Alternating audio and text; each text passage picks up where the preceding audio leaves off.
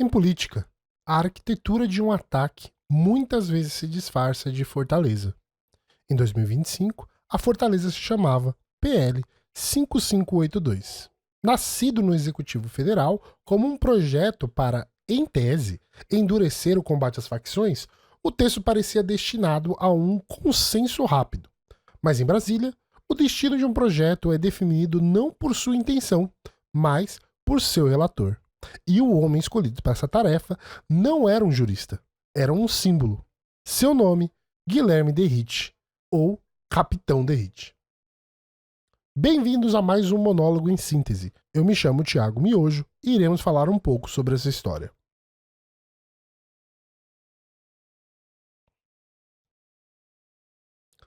Para entender o que aconteceu, é preciso entender quem é o Capitão Derrite. Derrite não é um homem de gabinete. Sua biografia foi forjada no asfalto de São Paulo. Ele ingressou na Rota, a unidade de elite da PM paulistana, em 2010. Sua carreira foi marcada não pela investigação, mas pelo confronto.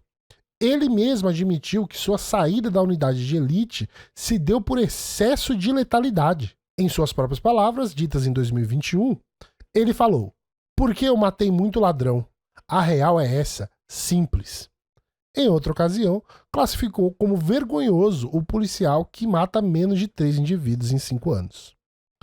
Essa é a filosofia que ele levou para a política e, eventualmente, para a Secretaria de Segurança Pública de São Paulo, nomeado pelo governador Tarcísio de Freitas.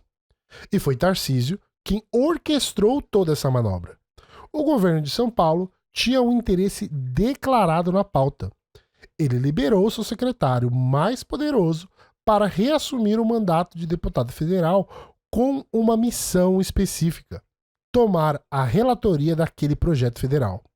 O próprio Tarcísio confirmou que a jogada foi combinada com o presidente da Câmara, Hugo Mota.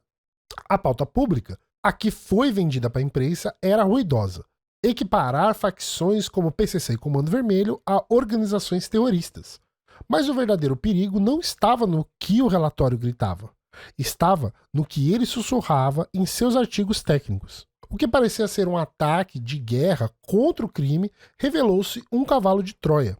E dentro desse cavalo de Troia havia uma arquitetura de blindagem em duas frentes. A primeira bomba estava no artigo 11 do substitutivo de Derrite.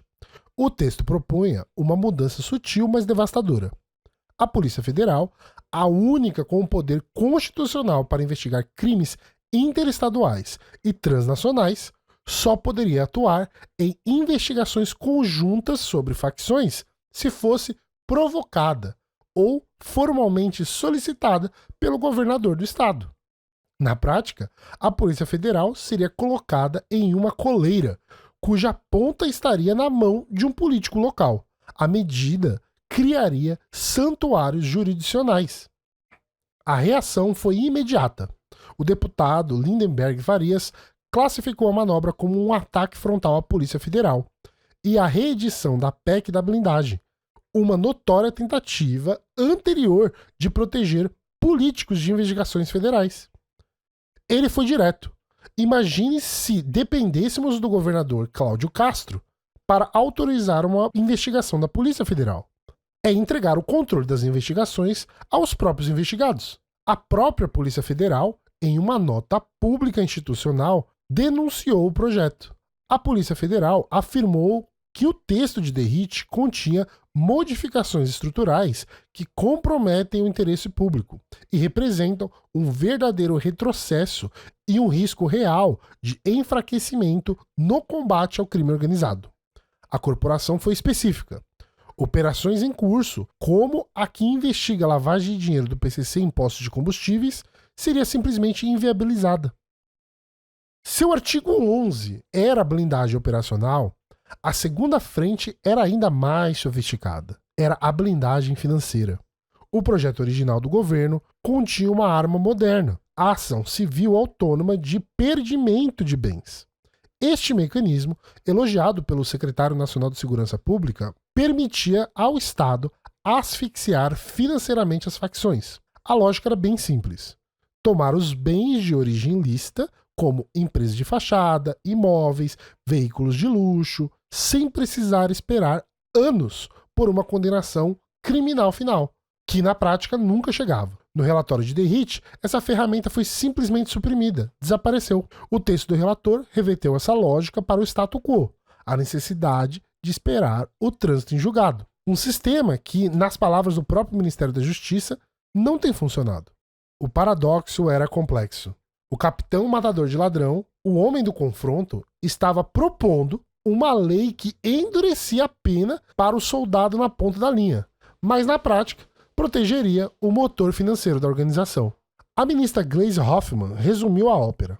O texto de Derrite era um presente para as facções, pois inviabilizava ações coordenadas contra a estrutura financeira do crime organizado.